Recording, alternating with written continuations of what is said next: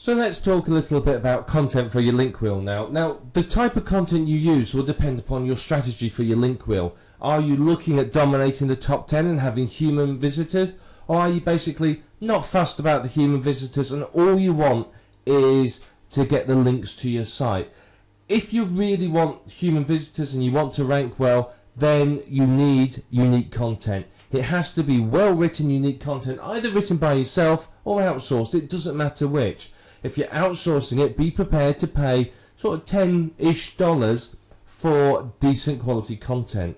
Now, if you're creating, say, a 10 link wheel, a 10-spoke link wheel, each one maybe has 2 pieces of content on it, that means you need 20 unique pieces of content. Now, this isn't, particularly practical because it's going to take you a couple of days to write it, or it's going to cost you a couple of $100 to outsource it. So what you might do is you might get 2 or 3 unique articles written, and then spin it or something else to stretch the content out so you can use it in your link wheels. Now, the last thing you want is for all your link wheels to be identical in content if you are expecting real people to visit and you want them to read it. If it's all the same, they're going to leave the site very quickly because they're going to go, well, I've seen this already, and go. So if you've got unique content on each one, it's very, very powerful because you can really dominate the search results.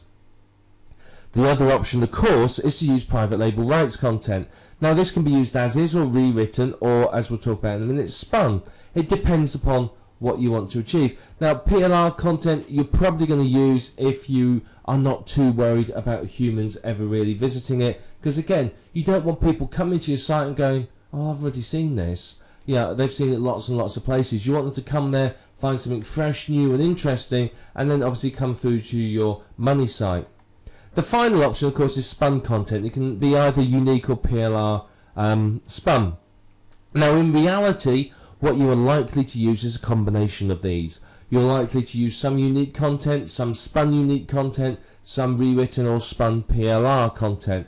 You're going to use a combination of it because it's probably most cost effective, and it's also going to give you sort of the quickest and the best results. So you're likely to use a combination of this, and it will vary from link wheel to link wheel as to, do you have PLR content that's good enough quality? Do you have access to a spinner? Have you got someone to write the unique content? So it's going to vary. But what I want to do now is just talk a little bit more about spinning the content, because spinning is another thing that people don't really understand, and there's a lot of, shall we say, mystique and a lot of misunderstanding. So firstly, you need a 450 plus word article. You need a decent length article. If it's too short, then it's not really enough content for link wheel. You want something that's good length. About 450, 500 to 600 words is enough. Any longer than that, and you might as well stretch it out a little bit longer and split it into 2. So somewhere between 450 and 600-ish words, and not exact figures. So somewhere around that. Once you've done that, you won't then want to use your particular spinning syntax to rewrite each sentence 3 times. Now, this will vary according to what type of spinner software you're using, but basically you rewrite each sentence 3 times. And you will find that perhaps you can't rewrite all of them.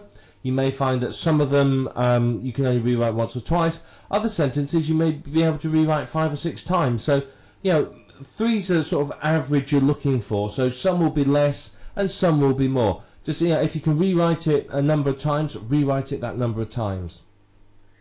Then within each sentence that you've rewritten, basically every single one of the sentences, you spin as many phrases and words as you can. So if there's a phrase that you can spin, you spin it. If there's a single word you can spin, you spin that as well. So you spin the single words typically with synonyms and the phrases with other phrases that mean the same.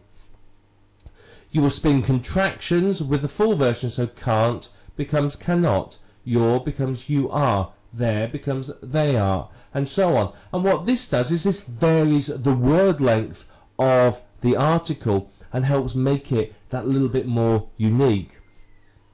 Now, if you've got numbers, you may spin those between number 1 and the word 1.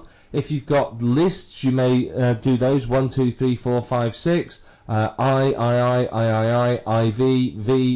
and so on, or A, B, C, D, E, something like that. So you've got to try and spin as much as you can so it varies and looks different. And if you can do that, then obviously that's going to make the article highly unique. You're going to get a massive level of uniqueness, which means you can get 50, 60, 70 plus articles out of a single article that are really, really unique. And that is fantastic and just what you want, because the more unique your articles are, then obviously the better it's going to be for you, simply because you're going to have unique content that looks and sounds different on all of your link wheel properties. Now, there are automated spinners out there that you can use, and I've experimented with a few of them, and I can honestly say that whilst they do produce a high level of uniqueness, they don't produce content that is readable for humans.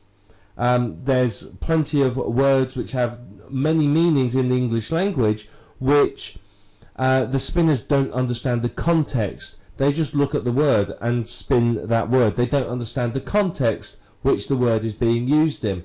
So, for example, one niche that I've seen a lot of recently is, say, past life regression. Now, put that into an automated spinner and life and regression will be left alone. But past will be spun to previous, past and previous. And of course, previous life regression doesn't make sense. It's not the same thing. And there's many other examples like that. So you can use an automated spinner if you're creating cannon fodder that's just for the search engines and you don't care about real visitors ever actually seeing it. And if you do that, then obviously, be aware that it's not going to read properly and it's not going to make sense. But if you follow through what we've talked about here for spinning your link wheel content, then you are going to find that it's very, very good. You're going to get some really, really good, unique content. That means your link wheel is going to be unique. So that means that every single site can rank very, very well, and you are much more in the chance of dominating the search engine results and really, really, being the #1 player in your particular niche.